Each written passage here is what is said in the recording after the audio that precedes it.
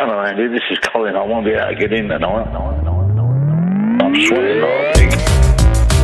I'm sweating like a pig. I'm sweating like a pig. I'm sweating like a pig. Hi, David here, One Up Gaming. Gonna have a quick go through this week's show, so 384 of this week's podcast. I'll try and talk properly. This is just going to be a really quick show. Going to have the games played this week and the 10 minutes of nothing. So without further ado, we'll go straight into the fact that we're sponsored as always by Games Inspired Music. 20% of each sale will go to the Child's Play charity, and you can also buy our audiobook. That's not an audiobook. You can also buy our first 100 podcasts, and that's available at audiobooksontape.com. And £1 of each sale will go to the Diabetes UK charity. So that's pretty cool of that. So as I say, this is going to be episode 384. So we're getting up there. We're almost up to 400. I don't know what I'm going to do for episode 400. I'll see what happens. And I guess I'll just go straight into the games played this week. So, run the intro, Mr. Editor, please. Hello, Andy. This is Colin. I won't be able to get in tonight. I'm sweating like a pig. I'm sweating like a pig. I'm sweating. David, One Up Gaming, episode 384 of the One Up Gaming podcast. So this is the games played this week section of the show, and so first of all, we played RoboCop. Now everyone's thinking, ooh, RoboCop Rogue City, absolutely amazing. Yes, but no, we played the PlayStation 2 version of RoboCop. It is really bad, really, really bad. Graphically for the time, it was adequate, not great, but it was adequate.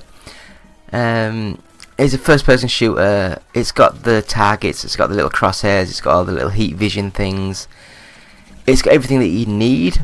It just doesn't have the feel and the heft of what the new version has, and it was just not very good.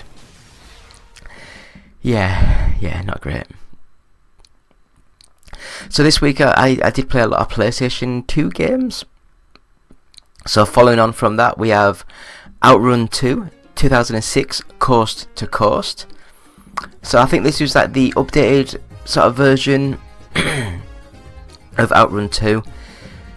Still looks amazing, still plays amazing. It's just got like the full Outrun 2 game in there, and it's also got like a whole load of other stages and levels and cars and models and everything. So I believe this is the version 2 game. And I will say, it is Sega at their absolute finest. It looks amazing, it plays amazing, music's so good, the feel of the game's great. It is just an absolute top-notch arcade racer experience. It's not a racing game, it's more of it's just like a time trial, clock to clock. So I think there is cars to go past, but it's not like a racing on a circuit sort of game. It is a bloody good game though, and I really recommend any of, Sega, where's the Outrun 3? We really need another update to the Outrun games, because the Outrun games were amazing. Moving on, I watched the movie Blade 2 with my wife not too long ago now, and I thought, do you know what, I think I've got Blade 2 on the PlayStation 2. So I loaded it up, started playing it. It's one of those games that I don't know how early it was in the PlayStation 2 life cycle, but you can tell it's a PlayStation 1 game with the PlayStation 2 rendering techniques and more detailed backgrounds. So it plays very much like a PlayStation 1 game, high resed up with more detail.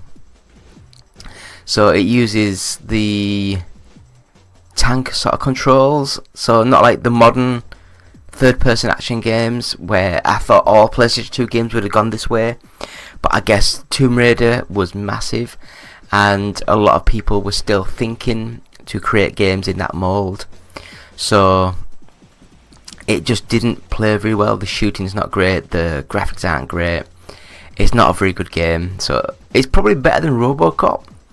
Maybe not the budget of the game, because I think RoboCop looks and sort of like feels more like a PlayStation 2 sort of game from the ground up, whereas Blade 2 is a PS1 game migrated over to PS2 to try and sell some, and it was just not the best. But yeah, I mean, what are you gonna do? What are you going to do? Now, the next game that I've got, it's called Project Astra Dominium. Dominium? Dominium. Yeah, that sounds right. And I believe it's a top-down strategy sort of game. Tower defense. You place your little towers, and you have to try and stop the enemies attacking the base, basically. And it's not a bad little game, it's just not the best. So unfortunately it's it just didn't hit it for me. It's alright. For me, it's like a mobile sort of game. Load up on your mobile, free to play, click a couple of buttons, watch it. But to sit there and play on a PC, it's just not. Graphically, it's not there. Gameplay, it's a bit simple and a bit budget. Graphically, it leaves a lot to be desired. It's not the best, but you know, it's just not very good.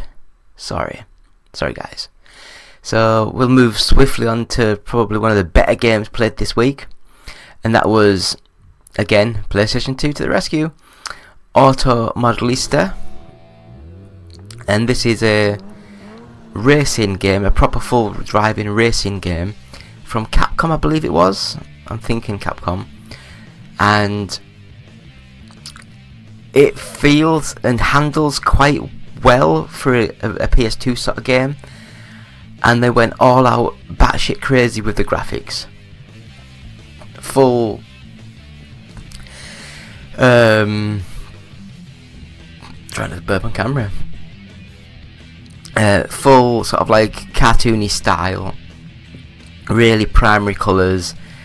It looks amazing, it plays really well, it's a great game, and I think a lot of the people that bought this originally bought it because it looked like a kiddie game, but it's really hard, or the people that thought it was a kiddie game didn't buy it because they wanted a more realistic sort of game, which this is more sort of like there. It's really good. It's in the concept of hindsight, this is an amazing game, and it's a great game. So yeah, I would easily recommend Auto Modelista. So the next game we played this week is Nobody Sleeps Tonight, and this one is a first person walking simulator sort of thing, like first person shootery sort of thing. Very budget, very cheaply made, and it is just a bad game. It looks like it's one of those like Game Maker engines. Very cheap, very bad. So I'm not really going to go into it. It's just like walk to this point, click a button, then go to the next point, click a button, while you're trying to avoid the monsters. Dark sort of like backgrounds and dark interiors and things like that. So yeah, not the best. Next up we have Gargoyles Remastered. So Gargoyles, the TV series, the cartoon, when I was a kid, was amazing, but I never played the game, and I've played this one and I couldn't get off the first level. I'm stumped. I am completely stupid. I don't know how to play it. I should have maybe just googled it or YouTubed it or whatever, but I just played it for 20 minutes, changed it to the original setting, original graphic style, and it looks nice, and then you change it to the remastered sort of style at a click of a button, and it looks like how do you say, like a mobile sort of like HD sort of game. 2D side-scrolling platformer in the mold of all the other like Disney games, so like the Aladdins, the Lion King, all those sort of things. So really good art, really good animation, but those sort of play second fiddle to how the gameplay feels. So I mean, like Lion King played well, Aladdin played amazing, but then like the Pocahontas sort of, the more that you got into it, they went really for the graphics and the style rather than the actual gameplay.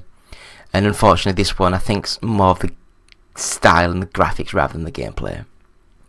So next up we have The Light in the Darkness, and this one is a 3D kind of like a point and click sort of story driven game. Very cutesy style graphics, considering it's set in 1941, 1942, at the dawn of the Second World War.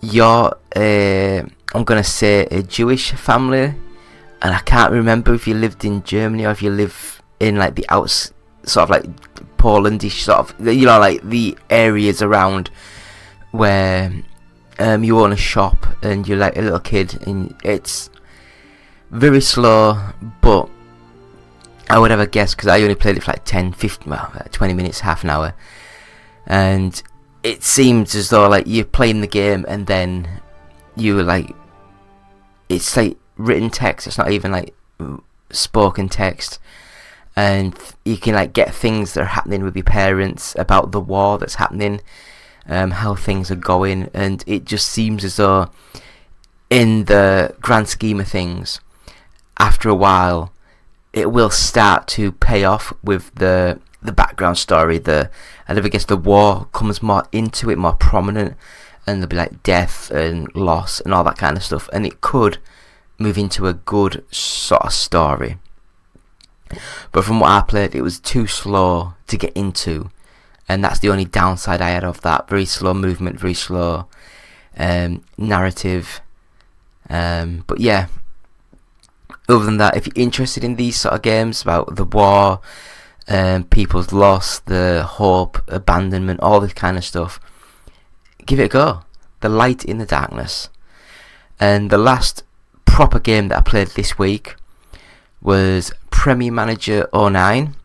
Now this is the last Premier Manager game that I've played, and I will say it plays very much like, I can't remember when it changed over to this sort of format, but it's been like this exact same game for like 4 or 5 years now. They just updated the stats and the players, things like that. Graphically it's basically the same, gameplay is the same. I still think out of all the Premier Manager games on the PC, I think it was number 2 or number 3 that was the best. It was really good. And then the kinda, I think they must have gone with a different publisher and different developer, and it just went really bad. But yeah, Premier Manager 09, not a bad little game, but it's just like not the best. I will just like to mention again, I've been playing my little tiny handheld, and I've got my Dreamcast emulator working, and I've been playing a game called Giant Killers, and it is one of those games where it is amazing. I think I've just broken the game now. Yeah, I think, oh there, see if I can load it. Is it gonna load? Nah. Oh, there we go. So it's got like your team, as always, like a management game has.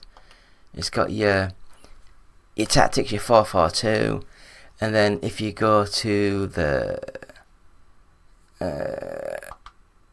is it gonna say the next match?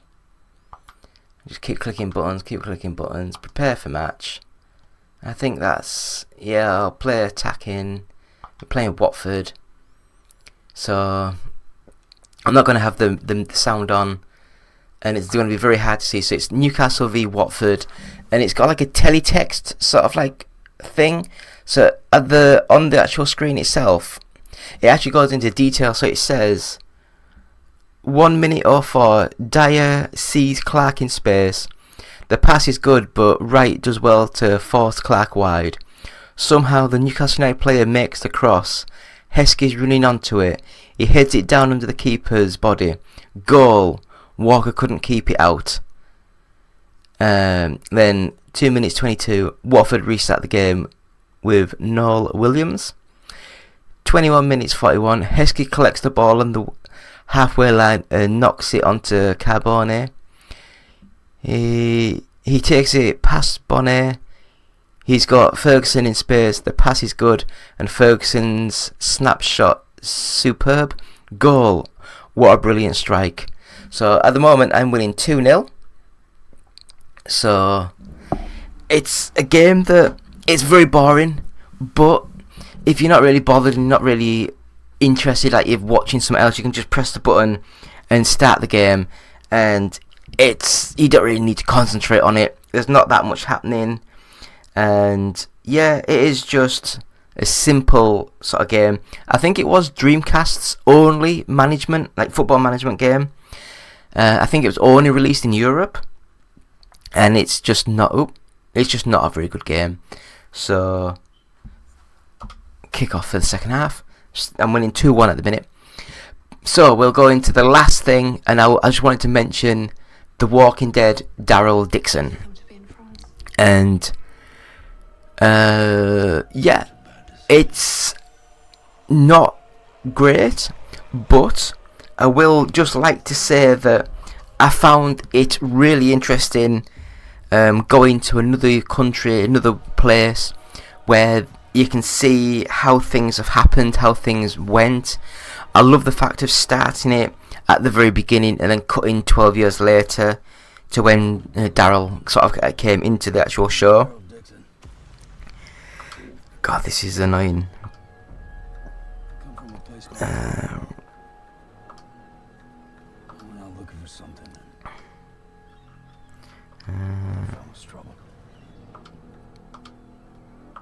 There we go, I've done subs. And I just love the fact of seeing people as the outbreak first happened, how things went, and then cutting it back, and then it keeps doing what I think is really good, where it keeps cutting back 5 years, 10 years, 2 years, and explaining some of the stories, some of the elements, and it's really well done. I love the fact that, as I said, they're not in France, not in America anymore. Oh, I won 3-1. So I'll save this. Not in America, they're in another country, and it's just really, really well done. Save that. So yeah, so you can save the game as well, and it's just a nice sort of system. I love it. I love the 6-button control layout. I love that. I mean, when you think about it, that's perfect. You can play all your Mega Drive, Saturn games, but also your first 4 buttons there, they can just be used for your X, square, triangle, sort of like PlayStation style buttons. And then you've also got your 2 your trigger buttons at the top. So you can play sort of like PlayStation style games, no problem at all on it. It's a really good game, really good little thing. So it's the Amberneck Arc. So thanks to the wife for that for Christmas. It was great. But yeah, Daryl Dixon. I do think that this had a bigger budget, or it seemed to have a bigger budget than the Dead World. Is it Dead World? The one with that had Maggie and Negan in. And I just think that the actors and the writing was just done better. So yeah, I'd recommend The Walking Dead, Daryl Dixon. I think it's going to be really fun. Season 2, it looks like Carol's coming back into it, so that'll be fun. But yeah, so that's me, David, One Up Gaming, of the games we've been playing this week from episode 384. So thank you for watching. Goodbye. Up next on the One Up Gaming podcast is 10 minutes of nothing. Will it be the team talking about nothing or a guest interview? Stick around and find out now. It's 10 minutes of nothing. Yeah, 10 minutes of nothing. David here, One Up Gaming, episode 384, and this is the 10 minutes of nothing. So I will just, where did I have the 10 minutes of, I'm sure I had like, was it just still in this bit here? I'll be with you in a second. Here we go, I'll load that up. So if I just do that and that, so there's the timer, just so I know what's happening. So we're gonna do the 10 minutes of nothing, and this time, so thanks to the guys of the team, we're gonna do our most anticipated games of 2024. So there's about 30 games that they've all chipped in and helped. So we've got 10 minutes to try and go through and talk about some of these games. So if I skip some, that's because I've only got 10 minutes to talk about them. So basically, so that means I've got like 30 seconds to talk about each game, give or take. So we'll just go into this, what we can see.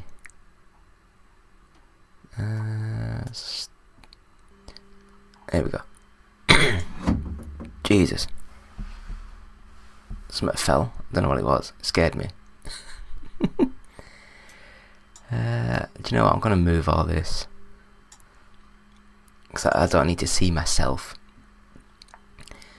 So, David here, One Up Gaming, episode 384, 10 minutes of nothing. The One Up Gaming's games we're most looking forward to for 2024. And we're not gonna, this was done before the Xbox stuff, so there might not be like the Indiana Jones, there might not be other games that was revealed on that. So we'll just quickly go into this now. So starting now. So first up we have Destiny 2, The Final Shape, and it looks as though this time it's gonna end the Light and Darkness saga. I mean, I'll admit I've not played a Destiny game since, I think it was on the 360, so it might have even been just the original Destiny. Not my sort of game. Yeah, so again, not one for me. I will say that I'm interested in the Earth Defense Force. I think it's Earth Defense Force 6, EDF 6. Yeah, it's just a complete stupid, really cheap budget third-person game, running around shooting massive monsters and stuff. So it's a fun little game. Final Fantasy VII Rebirth. I loved what they did in Final Fantasy VII Remake, so this is carrying on the story, adding a lot of stuff, changing things around. Looked gorgeous, played amazingly well, and I will say that I am very interested to see how they get this sort of done and get this sorted. Next up, Hades 2. Now, Hades 2 I absolutely loved. And actually, I should say Hades 1 I absolutely loved, which is weird because I'm not a big fan of the Diablo style sort of games, but this one for some reason just clicked and it played and looked amazing. So I am very interested to see where they go with the story and their characters for Hades 2. Homeworld 3. I will just say these are not in any order whatsoever, but I did remember playing Homeworld and maybe Homeworld 2 on my old PC back when I lived at my parents' house. Oh god, it must be like 20 years ago now, give or take. So I am absolutely so interested in Homeworld 3. I loved the originals. Proper space combat, proper tactical knowledge known. It just looked amazing back in the day, so I'd love to see how this plays. Next up, a game that's actually out now, so Like a Dragon Infinite Wealth. I mean, what do you need to know? It is absolutely stunning to look at. It plays amazing. kind of like an RPG light. It just, yeah, story is batshit crazy, and it's just amazing. Great game. Little Nightmares 3. So this one is like a platform game, 3D platformer, and it's just a little bit creepy. So it's got like the marionettes and little dolls and all that kind of stuff. So it's a puzzle platformer, more of a horror sort of side of things. It's just the originals were nice little games. I wouldn't say they were amazing, but hopefully this one, they've worked through some of the problems and it is just great. So next up we have Lost Records, Bloom and Rage. Now I don't really know much about this, but I think it's like a oh god, Don't Nod. So the guys who do the point and click strategy sort of games from like Life is Strange and all those sort of stuff, they're back, and this is a female led story. Follows 4 rockers, so it's like a band in the 1995 discover dark secret. 20 years later the gang's back, blah blah blah, what happened in all those years. So it's a game that I think could be really good. I love these sort of story games. Oh god, I actually looked at this but I can't remember what it was now. Metaphor Refantiando. I think it's was it oh yeah, Studio's first ever full-scale fantasy RPG. For some reason I thought it was a fighting game, but yeah, it's from the guys creative team behind Persona. So if you like Persona, it could be a really really good little game. Moving on, Pacific Drive. Again, it looks as though it's like another survival adventure, weird, simplistic graphically. It just looked really good. It's a narrative driven story and I love that kind of thing. I don't know who put this on, but Paper Mario The Thousand Year Door. I'm just sick of Nintendo re-releasing all of their old games, make new ones. If you're gonna do redos, at least do like a Paper Mario collection and do like 1, 2, 3, 4 or whatever on one pack. But you know what you're gonna do. Persona 3 Reloaded, or Reload. It's just like a game from 2006. So a turn-based PlayStation 2 RPG. It's getting a full-blown remake. I'm not a big Persona fan. I'm not a big JRPG fan. Another game that's out already, Prince of Persia: The Lost Crown. Amazing, great little game. Hate it when they say like Metroidvania, because Castlevania wasn't like this until 1998 kinda, and Metroid was out is it 89 at that sort of time, so nearly 10 years before. So I just think it should be called like the Metroid style game. I don't know why they have to include 2 different games. It's just great. It's a 3D sort of graphic engine with a 2D gameplay, so it can switch and swoop. It looked amazing. I love Prince of Persia, really good game. Princess Peach Showtime, again another 3D engine in a 2D space platformer where you can dress up as different characters, get different personas, different powers. I don't know how well it's going to be, but we'll see. Replaced, Cyberpunk platformer. Oh god, it was announced in 2021. Yeah, gorgeous pixel art, so that could be nice. I'm trying to get through with some of these now. Rise of the Ronin. So Neo and Wulong Fallen Dynasty developers, Team Ninja, are looking to do what Elden Ring did for the Souls-like genre of his upcoming game, Rise of the Ronin. It'll be like, yeah, it'll look nice graphically. Senua's Saga Hellblade 2 looks amazing. Not going to go into it, but it looks absolutely stunningly amazing. Shadow of the Ninja Reborn. I think this is like a redo of the old 16-bit sort of like side-scrolling platformery sort of thing. I don't know why it's on there. Skate Story looked amazing graphically, very neon, very dark, skateboardy sort of like full 3D world. Looks good.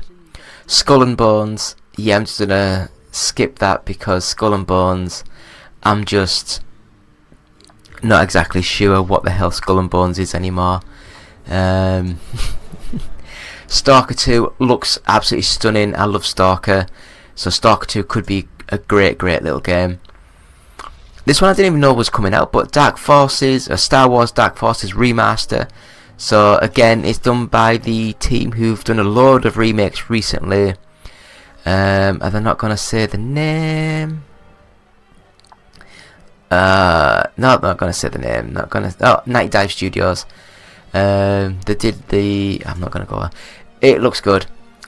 And then the next game, Star Wars Outlaws. It's the Ubisoft thing doing the Ubisoft thing, so that could be cool. Another game that I think it's just out now. So Suicide Squad: Kill the Justice League. I love the premise. I love the idea. I just don't know how well the execution is. We'll see. Tales of Kenzera. I don't know who or what that was. I think it was like a 2D action platformer. So it looked nice. Yeah, we'll see how that sort of goes. This one I couldn't find the video for, but I couldn't find any screenshots. But Teenage Mutant Ninja Turtles: Mutant Mayhem. So it's like the game that's built from the actual movie that came out last year. And I love Turtles, so I will love to see how this goes and how this works. Another game that's just come out, which is stunning, and that is Tekken 8. I love the graphics. I think it's Unreal Engine 5, so it's like one of the better Unreal Engine 5 games. I love the story mode, it's just amazing. Vampire Masquerades Bloodlines 2. I didn't like the original one, so I will give this a go. I will see how this looks and how this plays.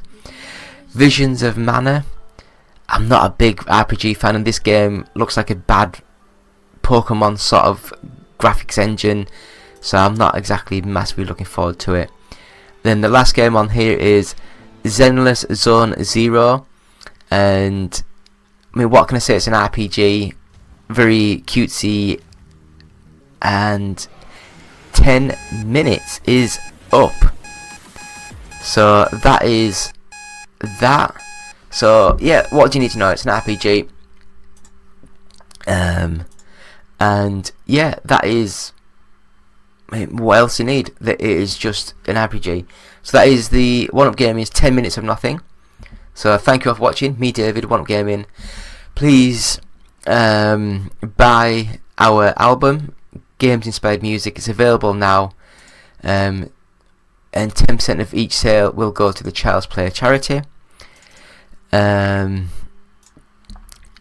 also our first 100 podcasts are available from audiobooksontape.com. Just search One Up Gaming and you'll be able to find our what can you find? Yeah, just search One Up Gaming, find our cassette. It looks like a cassette, but it's a USB stick built within a cassette, and it's got our first 100 podcasts. It's got some other bits and bobs on there. It's got like 20 episodes of our OUG Talks, which was like a chat interview show with a lot of our interview guests from games and movies and things. And yeah, just go to our website, oneupgaming.co.uk. I am venturing into some other little things, so more news soon. I don't want to give too much away just yet, but I've already designed a website ready to go. Something completely different. You can go to our Etsy store where you can buy like hats like this, and you can also get t-shirts and mugs and caps, jumpers, hoodies, all sorts from there. And I believe that'll do for episode 384. So me, David, One Up Gaming, and we'll be back next week. So thank you. Goodbye.